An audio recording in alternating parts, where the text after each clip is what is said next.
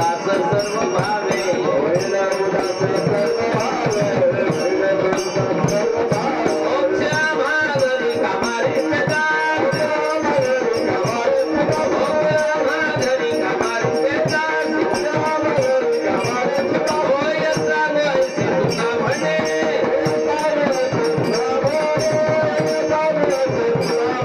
हरिनाम कीर्तन करतांचे पूजन हरिनाम कीर्तन करतांचे पूजन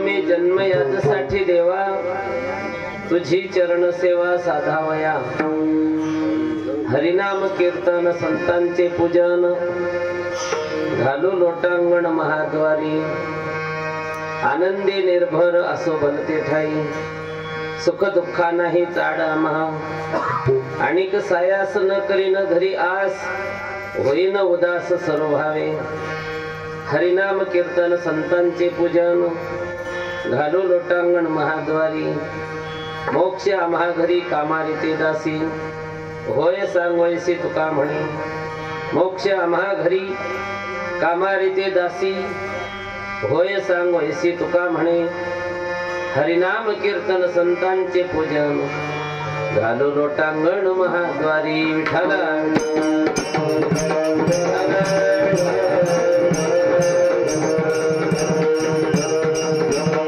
लोकाभिराम रणरंगधीरं राजीव नेत्रं रघुवंशनाथं कारुण्यरूपं करुणाकरन्तं श्रीरामचन्द्रं शरणं प्रपद्ये महायोगपीठे तटे भीमरथ्यां वरं पुण्डरीकाय दातुं मुनीन्द्रैः समागत्य तिष्ठन्तमानन्दकन्दं परब्रह्मलिङ्गं भजे पाण्डुरङ्गम् अलंकापुरी रम्य सिंहासनस्थं पदाम्भोज तेजस्फुरति प्रदेशं विधीन्द्रादिदेवैः सदा स्तूयमानं समाधिस्थमूर्तिं भजे ज्ञानदेवं जयांचे केले या स्मरण होय सकळ विद्यांचे अधिकरण तेची वंदो श्रीचरण श्री गुरूंचे ते नमस्कार आता घेईन मी जन्म याजसाठी देवा तुझी चरण सेवा साधावया हरिनाम कीर्तन संतांचे पूजन घालू लोटांगण महाद्वारी मर्यादा पुरुषोत्तम भगवान श्री प्रभु रामचंद्रजी षडगुण ऐश्वर्याधीश अखंड ब्रह्मांड नायक भगवान श्री पांडुरंग परमात्मा कैवल्य साम्राज्य ज्ञान चक्रवर्ती विश्वसंत श्री ज्ञानेश्वर महाराज ब्रह्मचित्कला आदिशक्ती महायोगिनी महातेजस्विनी मातोश्री संत मुक्ताबाई आणि प्रातस्मरणीय स्वानंद सुखनिवासी सद्गुरु जोग महाराज या सर्वांच्या चरणारविंदी सेवा समर्पित करण्यासाठी आपल्या समोर म्हटलेला अभंग श्रीमंत श्री संत जगद्गुरु तुकाराम महाराज यांचा 5 चरणाचा आहे. करुणा पर्या प्रसंग चिंतना अगोदर कार्यक्रमासंबंधी थोडक्यात परिहार. या आज आपण या धर्म मंडपामध्ये जमलेलो आहोत. संकीर्तनाची ही जी सेवा चालू आहे हे संकीर्तन कोणाकडे आणि कोणत्या निमित्ताने जमलेल्या सर्वच श्रोते भाविक मंडळींना माहितीच आहे. कारण माहिती असल्याशिवाय आपण या ठिकाणी आलोच नाही, जमलोच नाही. माहिती असलं तरी वक्त्याचं कर्तव्य म्हणून सांगायचं असतं. आजची ही संकीर्तनाची सेवा आपल्या सर्वांच्या चांगल्या परिचयाचे हरिभक्ती परायण आदरणीय नंदलाल भाऊ नंदलाल श्रीराम भाविस्कर यांच्याकडे हा संकीर्तनाचा कार्यक्रम आहे. निमित्त या कार्यक्रमाचं त्यांचे सुपुत्र हरिभक्ती परायण तुषार नंदलाल भाविस्कर यांना पुत्ररत्न प्राप्त झालेला आहे आणि त्या बाळाच्या बारशाच्या निमित्ताने हे संकीर्तन आहे. म्हणजे हा पुत्रोत्सव आहे, हा आनंदोत्सव आहे, हा गोड कार्यक्रम आहे, हा सुंदर कार्यक्रम आहे, चांगला कार्यक्रम आहे, बालसंस्काराचा हा कार्यक्रम आहे. ऐक नाही.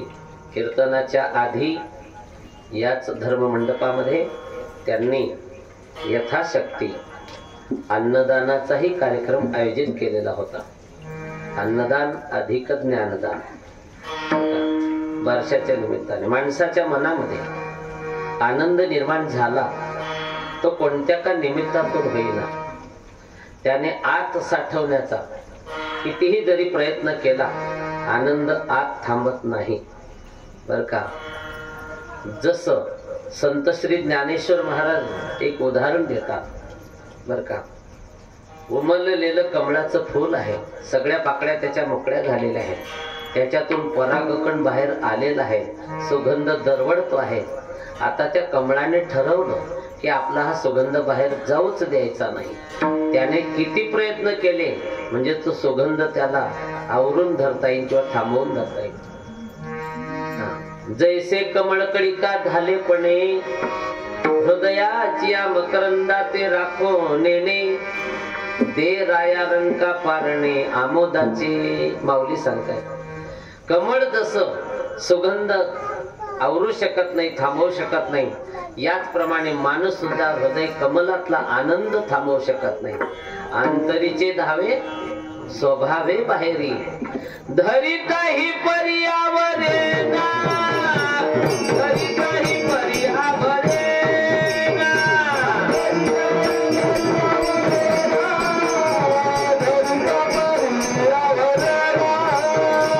अंतरीचे धावे स्वभावे बाहेरी, अंतरीचे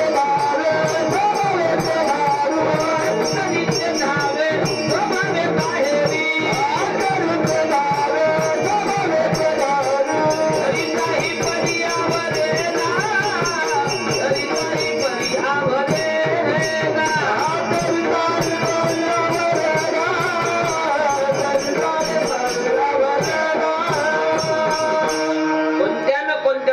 तो आनंद बाहेर पडतो बर का. पुत्र प्राप्तीचा आनंद संकीर्तनाच्या माध्यमातून बाहेर पडलेला आहे. त्या आनंदामध्ये आपण सगळेच जण सामील आहोत त्या बाळाला आशीर्वाद देण्यासाठी. विठ्ठला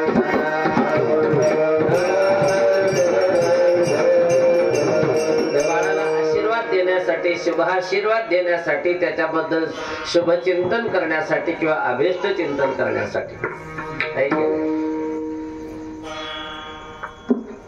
आणि या संकीर्तनाचा प्रभाव त्या बाळावर पडावा, भावी जीवन त्याचं सर्वतोपरी यशस्वी व्हावं, कीर्तिवंत यशवंत बर का प्रतिभावंत असं त्याचं जीवन बनो ही प्रभूचरणी आपणही प्रार्थना करू.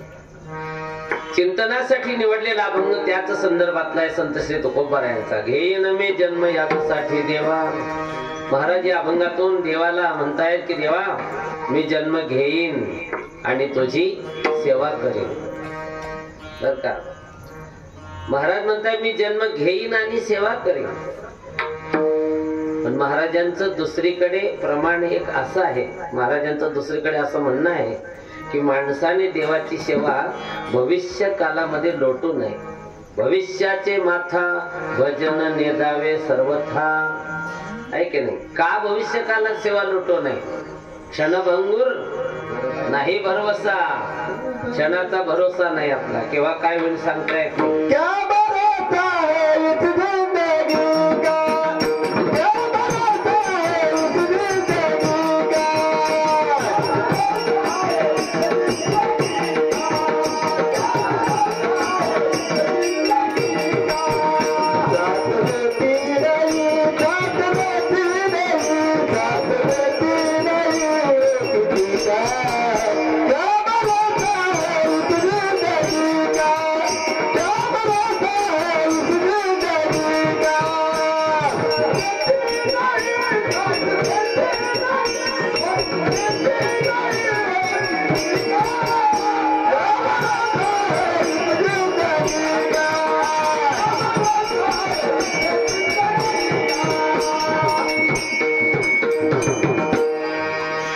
रुख जाएगी चलते चलते, अम्मा बुझ जाएगी जलते जलते, दम निकल जाएगा, दम निकल जाएगा रोशनी का, क्या भरोसा है जिंदगी का. इकडे महात्म्य असं सांगतायत भविष्यकाल आपल्या हातचा नाही. आणि संत तुकाराम महाराज इथे म्हणतात मी जन्म घेईन आणि तुझी सेवा करेन. इकडे म्हणतात भविष्यात सेवा लोटू नका, आणि इकडे तेच म्हणतायत मी जन्म घेईन आणि सेवा करीन. हे शब्द कोणत्या कालातले आहे? भविष्य कालातले आहे. महाराज तुम्ही इकडे बोलता काय आहे बर का, आणि तिकडे बोलता काय. आमच्या मते बर का दुटप्पी भाषा आहे तुमची. बर का, त्याच्यातून आम्हाला मोकळं करा. तुमचं ते म्हणणं खरं आहे का हे म्हणणं खरं आहे ते पटतंय आम्हाला. माणसाने देवाची सेवा भविष्यात लोटू नये का, भविष्यकाल आपल्या हातात नाही, तेव्हा काय होईल सांगता येत नाही. म्हणून अर्जुना झड झडवणी वहिलाने ये भक्तीची वाटेला मग पावस्या व्यंग निज धाम माझे. किंवा संत समागमी धरावी आवडी करावे तातडी परमार्थी. बर का, तातडी करा, उशीर लावू नका. काय सांगता येत नाही भविष्य काळात आपलं काय होईल. मग तुमचं हे ते म्हणणं पटलं महाराज आम्हाला. या म्हणण्याचा तुमचा हेतू काय? हेतू असा आहे, मागे भूतकालामध्ये मी देवाची सेवा केली. आता चालू वर्तमान कालामध्ये माझ्या घराण्यात परंपरागत सेवा सुरू आहे. बर का, मागे केली सेवा भूतकालामध्ये, आता चालू आहे वर्तमान कालामध्ये. यासाठीच मला पुढे जन्म घ्यायचा आहे भविष्य कालामध्ये. ऐके नाही, मागे सेवा केली का महाराज तुम्ही? म्हणे हा. किती दिवस झाले? दिवस नाही, महिने महिनेही नाही, वर्ष वर्ष सुद्धा नाही. मग कृतयुगी नामा प्रल्हाद पै झाला. कृतयुगामध्ये संत नामदेव महाराज हे प्रल्हाद होते. तेच प्रल्हाद त्रेतायुगामध्ये अंगद होते प्रभू रामचंद्रजींच्या बरोबर. तेच अंगद उद्धव होते भगवान श्रीकृष्ण परमात्म्या बरोबर. आणि तेच उद्धव संत नामदेव महाराज बनले कलियुगात संत भगवान श्री पांडुरंग परमात्म्या बरोबर. आणि तेच संत नामदेव महाराज कलियुगात दुसरा अवतार घेऊन जन्माला येतात. अवतार घेतात संत तुकाराम महाराज. जगद्गुरु तुका अवतार नामयाचा संप्रदाय सकळांचा येथुनिया. कृतयुगामध्ये प्रल्हाद, त्रेतायुगामध्ये अंगद, द्वापार युगात उद्धव, कलियुगात संत नामदेव महाराज. त्यांचा दुसरा अवतार तुकोबर आहे. जसा जनार्दनाचा एका तसा नामयाचा तुका आहे की नाही महाराज. यासाठी तुमच्याजवळ काही पुरावा आहे का? जर तुमच्याजवळ पुरावा नसेल तर तुम्ही सांगताय त्याला आम्ही मान्य करणार नाही. आम्हाला ते बर का मान्य नाही, आम्ही ते स्वीकारत नाही. कोणी काही सांगेल मग तर उद्या मी अमुक ऋषीचा अवतार आहे, मी अमुक देवाचा अवतार आहे, त्याला काय महत्व आहे म्हणण्याला? काही महत्व नाही. पुरावा द्या काहीतरी. एक महिला म्हणते मी त्यांच्या बरोबर होती चारही युगामध्ये. हे प्रल्हाद होते ना, त्यावेळेला मी यांच्या बरोबर पद्मिनी नावाची दासी होती म्हणे, सेविका होती. हे ज्या वेळेला अंगद होते ना, त्यावेळेला मी यांच्या बरोबर मंथरा नावाची दासी होती म्हणे, दासीच होती. हे ज्या वेळेला उद्धव होते ना, त्यावेळेला मी यांच्या बरोबर कुब्जा नावाची दासी होती. आणि हे संत नामदेव महाराज आहेत ना, यांच्या घराण्यामध्ये सगळे 14 लोक आहेत म्हणे. आणि त्यांच्यामध्ये मी एक 15वी आहे म्हणे, दासीच आहे. तिचं नाव आहे संत जनाबाई महाराज. चौयुगाचा भक्त नामा उभा कीर्तनी, नामा उभा कीर्तनी. पाठीमागे डोळे, पाठीमागे डोळे झाकून उभी तेजनी.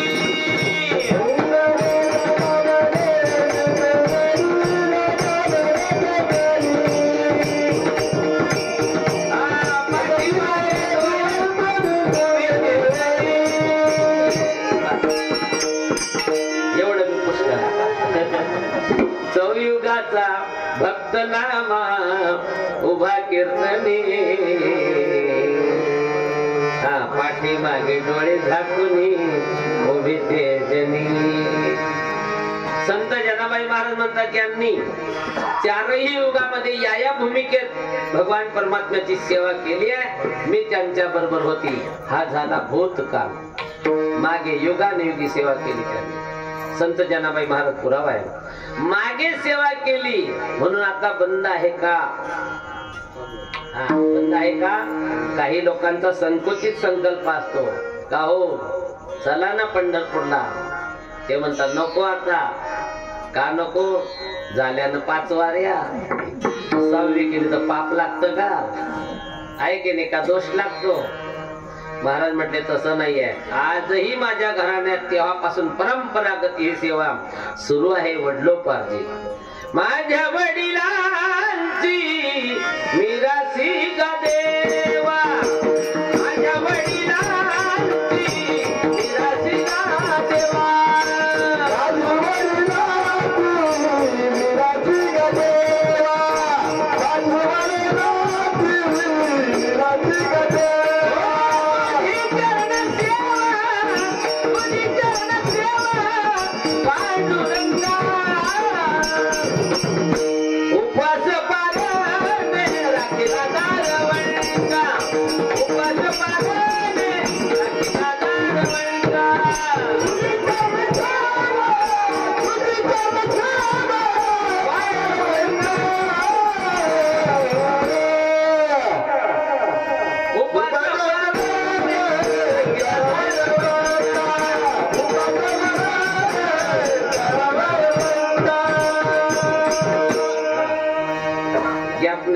एकदम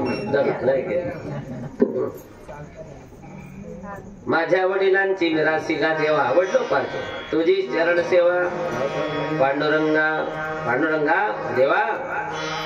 वडलोपार्जित माझं घर तुझी सेवा करत आहे. बर का, चालू वर्तमान काळ यासाठीच मला पुढे जन्म घ्यायचा आहे. पहिल्या चरणात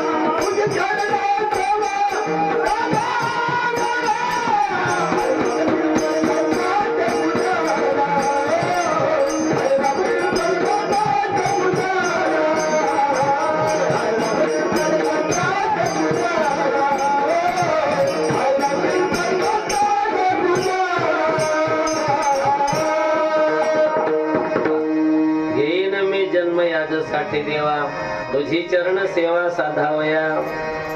जगद्गुरु श्री संत तुकाराम महाराजांना आपण आणखी असं एक विचारू की महाराज, तुम्ही समाजाला वेगळं सांगता आणि तुम्ही स्वतःच्या बाबतीमध्ये वेगळं बोलता. समाजासाठी तुम्ही वेगळं सांगता, स्वतःसाठी वेगळं सांगता, हे आम्हाला थोडस विसंगत वाटत आहे. म्हणजे काय सांगतो मी लोकांना, आठवा तुम्ही काय सांगता लोकांना. बर का, काय सांगू गर्भीची यातना, मज भोगीता नारायणा, मांस मळ मूत्र दाना, तुझ क्षणोक्षणा ध्यात असे. काय सांगू गर्भीची यातना, आईच्या उदरामध्ये राहणं, गर्भवासाचं दुःख 1-2 तासाचं नाही, 1-2 दिवसाचं नाही, 1-2 आठवड्याचं सुद्धा नाही, 1-2 महिन्याचंही नाही. 9 मास कष्टलासी 10व्याने प्रसूत झाली, एकाची कर्म जाड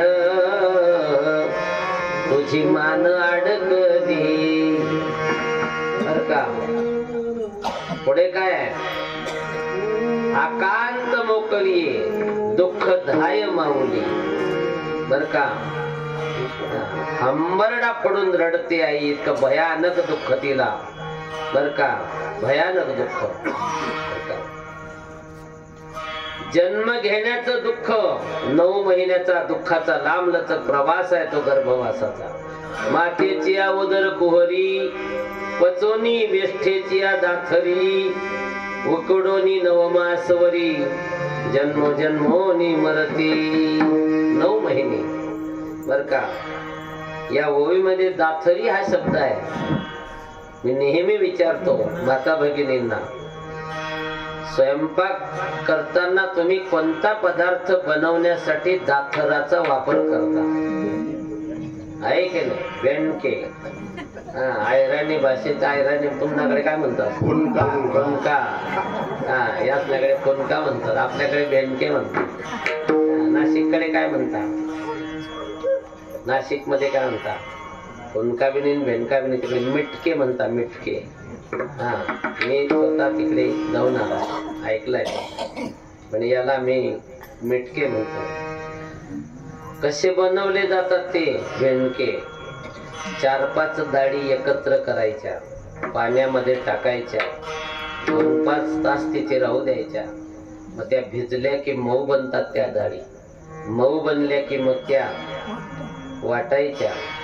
पाटा वरवंटा असेल तर, नसेल तर खरकन होऊन जातं ते मिक्सर मध्ये, आहे की नाही? मिक्सर मध्ये ते वाटल्यानंतर मग मीठ मसाला त्याच्यात टाकायचा, आहे की नाही? मिठी मिरची मसाला त्याच्यात टाकायचा आणि मग त्याचे लांबकोळे असे गोळे बनवायचे, आहे की नाही? पातेल्यामध्ये अर्ध्यापर्यंत पाणी घ्यायचं.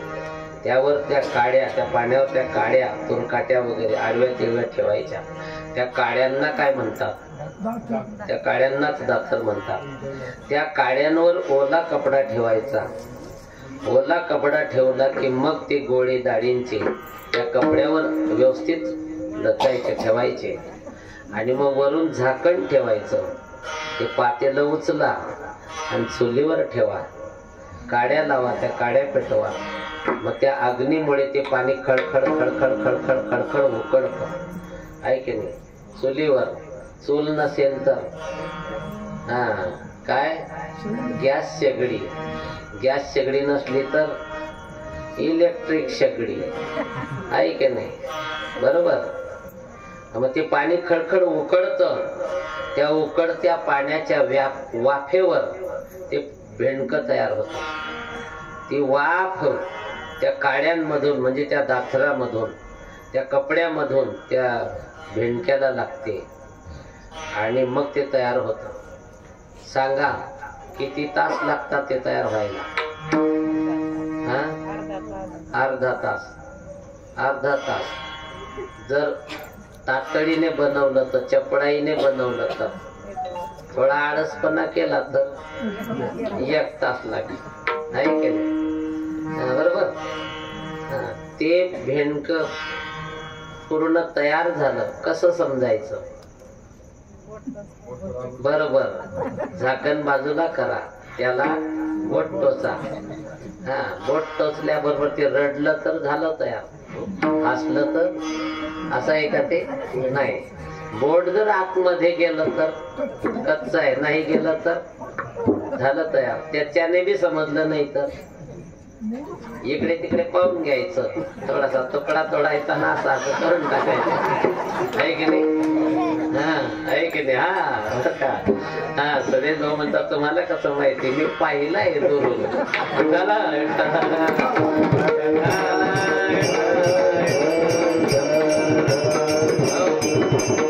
आहे की नाही?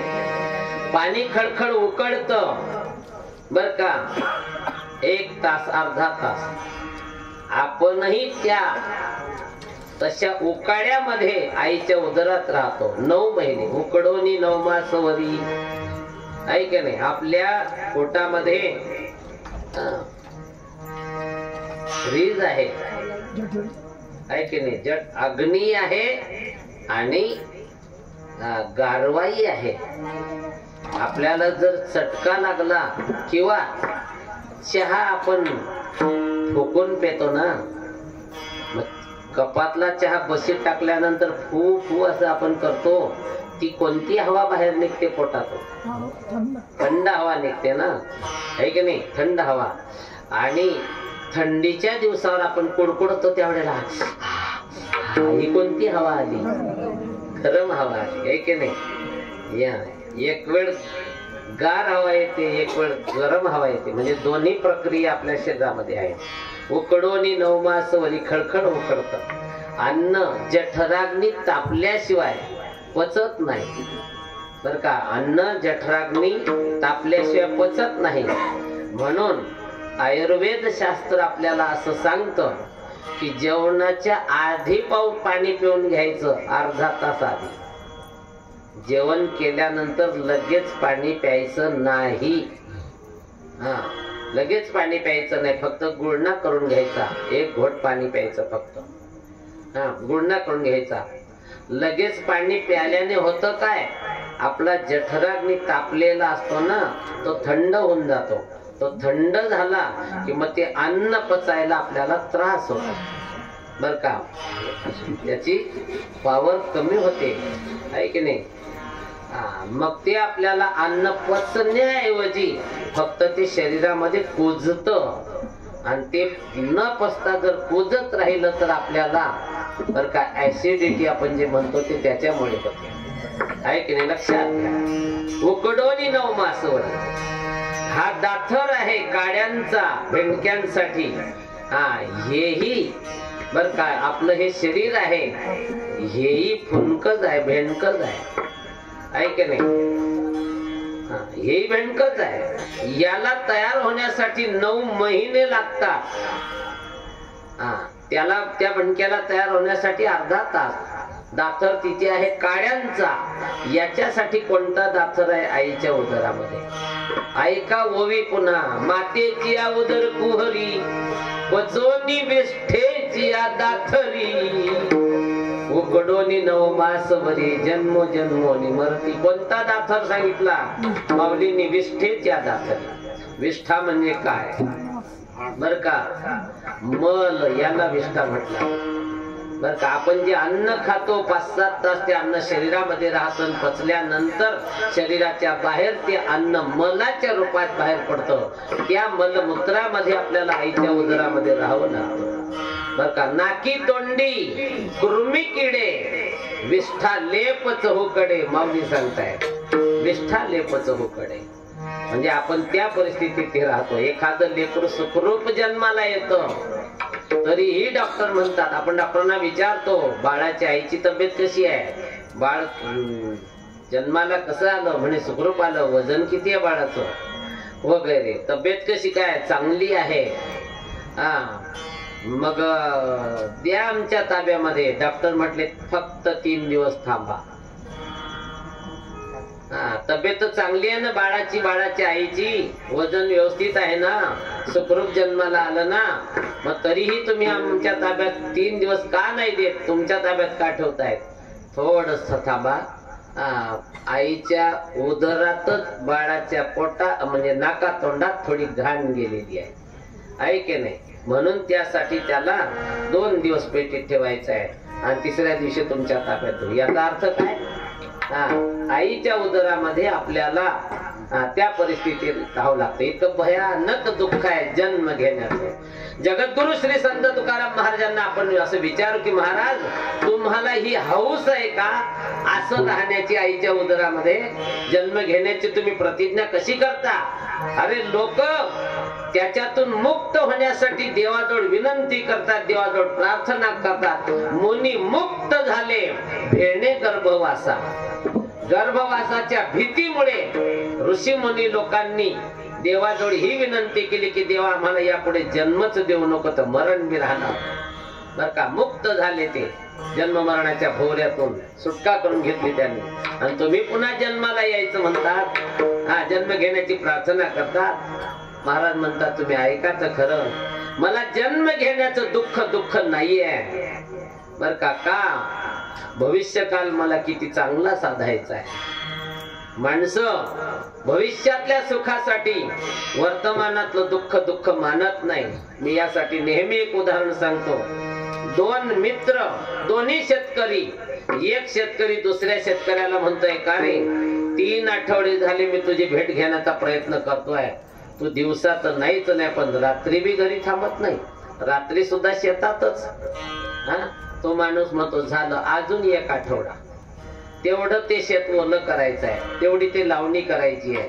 बस मग वर्षभर मला काहीच चिंता नाही. मटेरियल टाकलं की काही चिंता नाही. रात्रीही शेतामध्ये जाणं सुख आहे का दुःख आहे? त्रास आहे की नाही, दुःख आहे की नाही? पण आपल्याला शेतकरी जीवनामध्ये ते दुःख दुःख वाटतं का? नाही का? भविष्यात सुखाचा आरसा दिसतोय. तसं संत श्री तुकाराम महाराज म्हणतायत, देवा मला ते जन्म घेण्याचं दुःख दुःख नाहीये का? जन्म घेऊन मला पुढे केवढं चांगलं साधायचं आहे. म्हणे काय? तुझी चरण सेवा साधावया, तुझी चरण सेवा साधावया,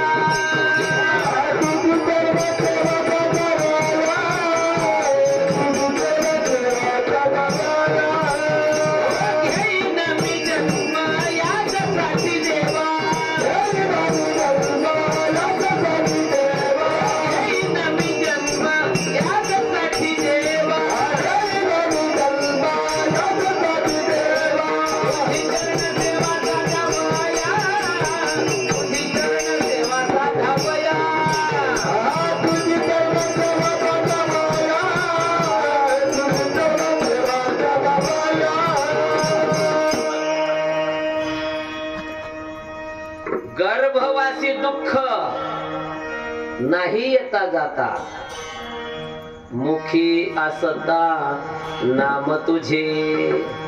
बर का? मी जर तुझी भक्ती करीत असलो, तुझं नामचिंतन करीत असलो, ते जर आमच्याकडून घडत असेल तर कितीही वेळा आम्ही जन्माचं दुःख भोगायला तयार आहे, गर्भवासाचं दुःख भोगायला तयार आहे देवा. म्हणून महाराज म्हणतात, घेईन मे जन्म याजसाठी देवा, तुझी चरण सेवा साधावया. आहे की नाही? महाराजांनी या ठिकाणी देवा असा शब्द वापरलाय. घेईन मी. महाराज म्हणतात एकच जन्म नाही बर का, मला जेवढेही जन्म मिळाले यापुढे तर मी तुझी सेवाच करीन, किंवा अनेक जन्म घ्यायचे मला, ते तुझ्या सेवेसाठीच घ्यायचे आहे. घेईन जन्मांतरे हे करावया खरे, करावया खरे हे करावया खरे.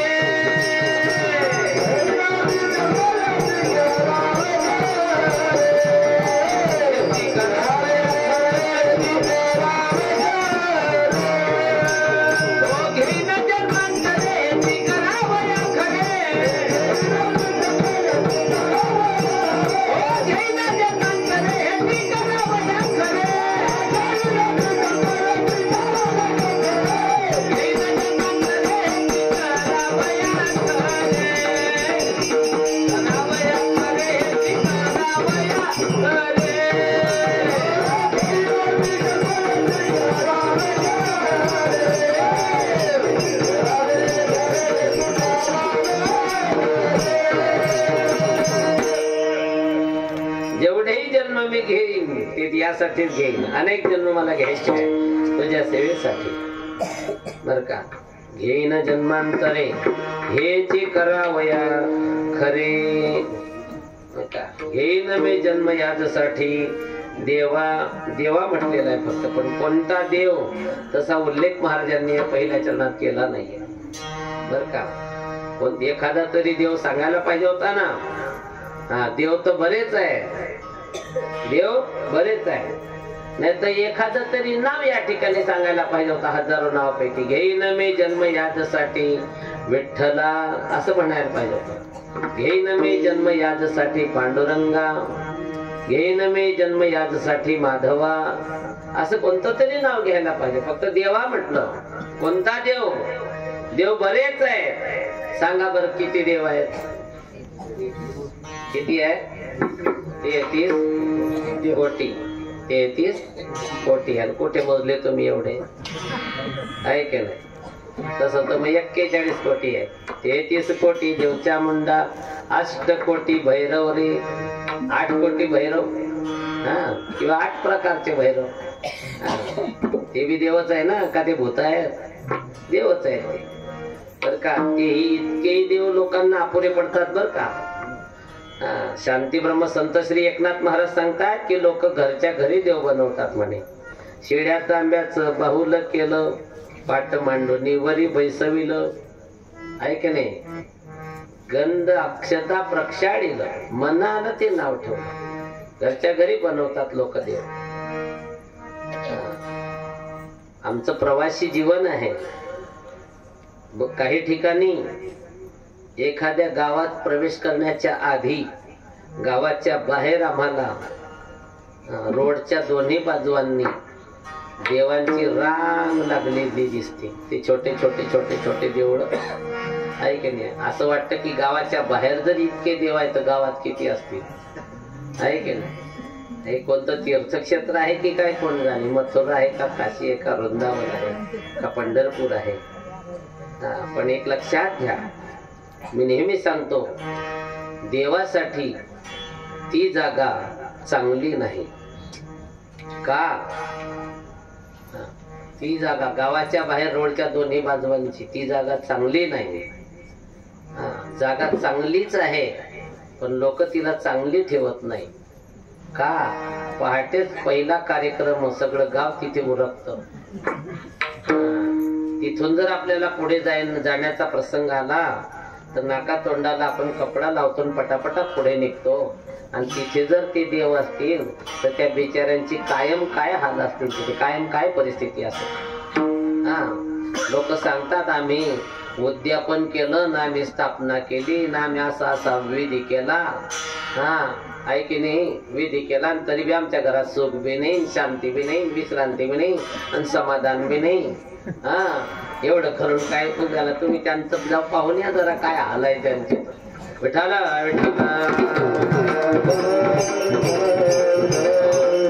पुण्य करिता होय पाप असं करायचं नाही. देव जर आपण मानलेला आहे तर देवासाठी जागा चांगली निवडा, नाही तर मांडू नका देव तिथे. आपल्या शेतात मांडा, योग्य जागा निवडा, नाही तर मांडू नका देव. असं अशी श्रद्धा नसते की ती पापात जमा होईल, आहे की नाही. बस चालकाला समोरून छोटस जरी वाहन आलं तर अडचण येते बिचारायला. त्याला इकडे होता येत नाही, तिकडे होता येत नाही. का इकडे बी देव आहे तिकडे बी देव आहे. इकडे तिकडे हो कसा काय, या बी देवाचा स्वभाव माहिती नाही, त्या बी देवाचा माहिती नाही. मोठे देव तरी ऐकून घेता येईल, लहाने नाही ऐकत, जास्त तापट राहतात, आहे की नाही. बिचारा तिथेच थांबतो अर्धा पाऊण तास लगेच. आहे की नाही. कोणाला पकडतील काय संकट टाकतील कोणाला, आहे की नाही.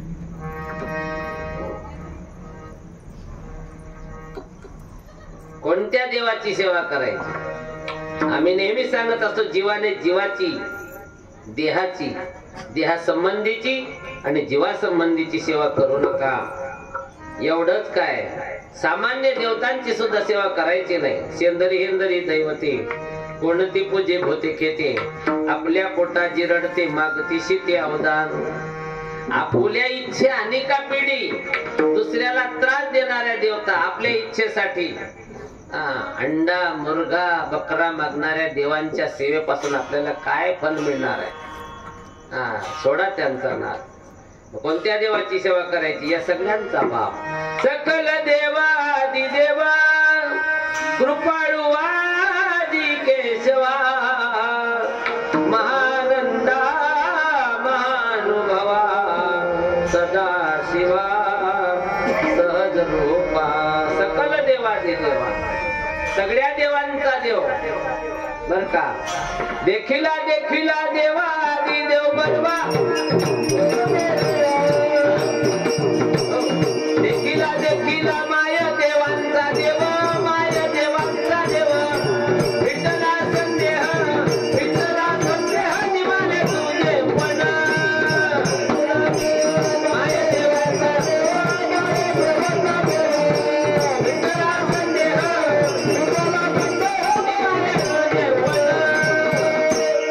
सगळ्या देवांचा देव. देखिला देखिला माय देवांचा देव. असा कोण आहे तो. बडिया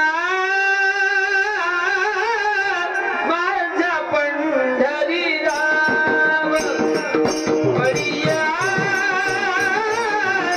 माझा पंढरी राम.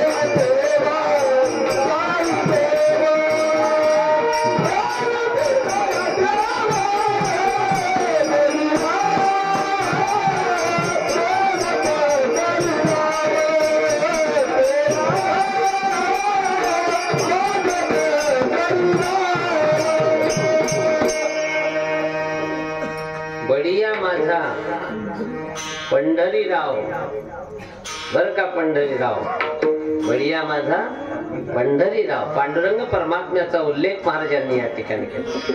जगद्गुरु श्री संत तुकाराम महाराज त्याच पांडुरंग परमात्म्याचे एकनिष्ठ भक्त होते, म्हणून त्याच देवाच्या विषयी या ठिकाणी चिंतन आहे. त्याच देवाच्या सेवेसाठी महाराज म्हणतायत, घेईन मी जन